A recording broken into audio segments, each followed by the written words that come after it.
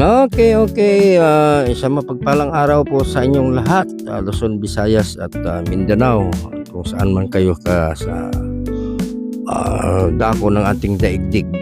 At ito na naman ngayon si Willie Boy GK TV upang magbigay ng isang travel tip, isang napakagandang tip sa inyo para puntahan ang lugar na ito.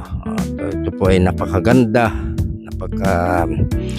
aliwalas po na jagingan, napakaaliwalas na handausan ng kunyari pagpupulong-pulong, kasi marami ang nag-ano rito guys, by group, mga nagugrupo-grupo na nagmi-meeting sila dito sa lugar na to, dito sa may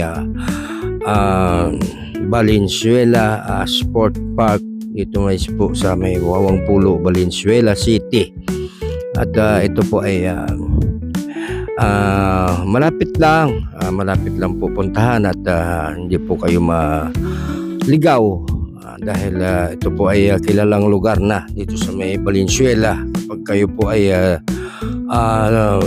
dumako na sa may Valenzuela, kahit sa maging sa makasado sa District 1, District 2, ito po ay kilala na itong lugar na to. Kahit po sa mga gawing Ubando, kilala na po ang lugar na ito. Gawing May Kawayan, kilala na po ang lugar na ito dahil pinapasyalan po ito ng mga karatig barangay. At ito po ay dito sa may Valenzuela City, malapit po ito sa may high school. Ayan, nakikita nyo po yung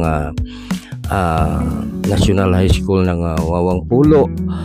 At sa may pinaka sentro ng Wawang Pulo Elementary, at yung dito nga yung aming covered court. Ayan, nakikita nyo guys yung aming covered court na kung sakaling lumagpas kayo ay pag makita nyo yan, balik kayo at nandyan na yung Valenzuela Sport Park at ang aming 3S. Yan, nakikita nyo guys yung 3S ng Wawang Pulo. Yan lang po ang pinakapalatandaan kasi yan na kalsada. At kapag makalagpas kayo dyan, na kayo, kakana na kayo, hindi, kakaliwa na kayo papuntang Paco, Ubando, Bulacan. At yan ang yung kadiretsuhan niya yan guys. Yan ang patungo naman sa Pulo Poblasyon sa may Valenzuela mismo. Kaya hindi na guys, yan ang F. Alcanal. Hanapin nyo guys yung F. Alcanal Street.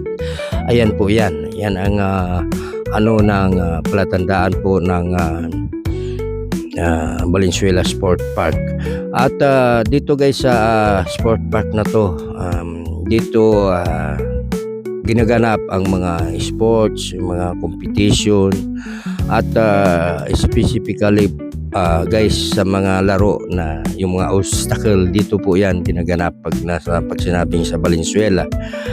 At kung ano-ano man mga palaro ng lungsod ng Valenzuela ay dito ginaganap yan sa Valenzuela City Sport Park, kasi marami po ang pag-anuhan dito. Ayan, nakita nyo guys yung stage, yan po ay pwede ganapan ng Zumba.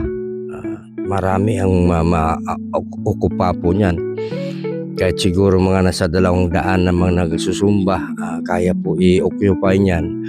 At yung oval mismo guys, yan ay pag-araw ng Sabado at Linggo. Napakaraming tao dyan, kung saan po nanggaling yung mga tao na dumadayo dyan para maglaro ng mga obstacle. Kung gusto mo maglaro, marami kang pwede pag-anuhan dyan, yung mag-exercise sa madalit salita. At ako bilang taga rito mismo, halos araw-araw, umaga at hapon, nandito po ako sa lugar na to para po mag-ensayo dito sa lugar na to, mag-jogging, push up, sit up, o ano man na pwede natin gawin para pampalakas po sa ating katawan. Dahil po tayo ay nasa